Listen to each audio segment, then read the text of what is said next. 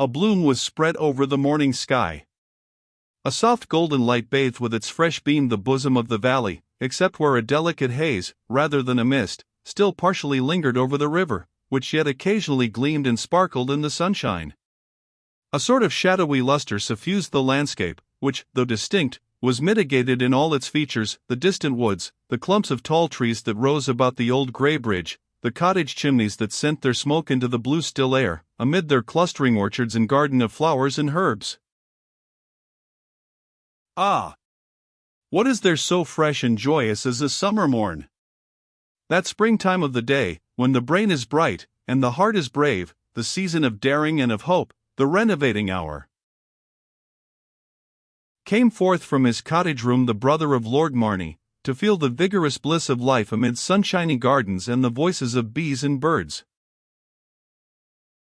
Ah! This is delicious, he felt. This is existence. Thank God I am here, that I have quitted forever that formal and heartless Marney. Were it not for my mother, I would remain Mr. Franklin forever. Would I were indeed a journalist, provided I always had a mission to the Vale of Mowbray. Or anything, so that I were ever here. As companions, independent of everything else, they are superior to any that I have been used to. Why do these persons interest me? They feel and they think, two habits that have quite gone out of fashion, if ever they existed, among my friends. And that polish of manners, that studied and factitious refinement, which is to compensate for the heartlessness or the stupidity we are doomed to, is my host of last night deficient in that refinement? If he do want our conventional discipline, he has a native breeding which far excels it. I observe no word or action which is not prompted by that fine feeling which is the sure source of good taste. This Gerard appears to me a real genuine man, full of knowledge worked out by his own head, with large yet wholesome sympathies, and a deuced deal better educated than Lord de Mowbray or my brother, and they do occasionally turn over a book, which is not the habit of our set. And his daughter, his daughter. There is something almost sublime about that young girl, yet strangely sweet withal. A tone so lofty combined with such simplicity is very rare. For there is no affectation of enthusiasm about her, nothing exaggerated, nothing rhapsodical. Her dark eyes and lustrous face, and the solemn sweetness of her thrilling voice, they haunt me, they have haunted me from the first moment I encountered her like a spirit amid the ruins of our abbey. And I am one of the family of sacrilege. If she knew that. And I am one of the conquering class she denounces. If also she knew that. Ah! There is much to know. Above all, the future. Away! The tree of knowledge is the tree of death. I will have no thought that is not as bright and lovely as this morn. He went forth from his little garden, and strolled along the road in the direction of the cottage of Gerard, which was about 3/4 of a mile distant. You might see almost as far, the sunshiny road a little winding and rising a very slight ascent. The cottage itself was hid by its trees. While Egremont was still musing of one who lived under that roof, he beheld in the distance Sybil. She was springing along with a quick and airy step. Her black dress displayed her undulating and elastic figure. Her little foot bounded from the earth with a merry air. A long rosary hung at her side, and her head was partly covered with a hood which descended just over her shoulders. She seemed gay, for Harold kept running before her with a frolicsome air, and then returning to his mistress, danced about her, and almost overpowered her with his gambols.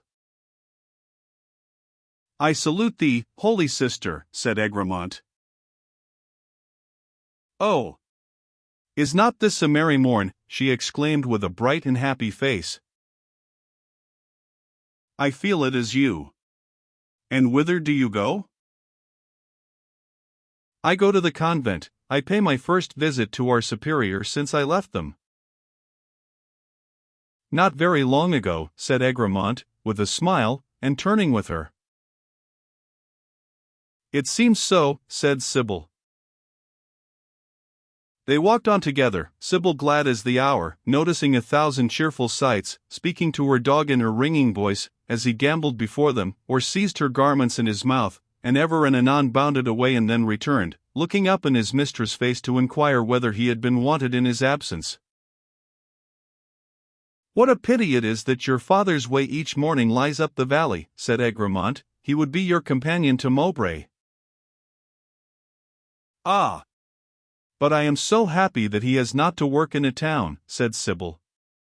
"He is not made to be cooped up in a hot factory in a smoky street. At least he labors among the woods and waters.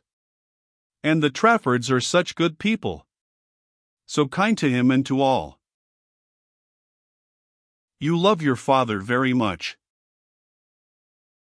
She looked at him a little surprised, and then her sweet serious face broke into a smile and she said, "And is that strange?" "I think not," said Egremont. "I am inclined to love him myself." "Ah! You win my heart," said Sybil, "when you praise him. I think that is the real reason why I like Stephen, for otherwise he is always saying something with which I cannot agree, which I disapprove, and yet he is so good to my father." "You speak of Mr. Morley." "Oh! We don't call him Mr.," said Sybil slightly laughing. "I mean Stephen Morley," said Egremont recalling his position, "whom I met in Marney Abbey. He is very clever, is he not?" "He is a great writer and a great student, and what he has made himself." "I hear too that you follow the same pursuit," said Sybil. "But I am not a great writer or a great student," said Egremont. "Whatever you be, I trust," said Sybil, in a more serious tone, "that you will never employ the talents that God has given you against the people." "I have come here to learn something of their condition," said Egremont. "That is not to be done in a great city like London. We all of us live too much in a circle." "You will assist me, I am sure," added Egremont. "Your spirit will animate me.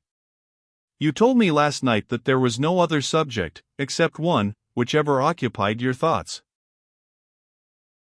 "Yes," said Sybil, "I have lived under two roofs, only two roofs, and each has given me a great idea, the convent and the cottage.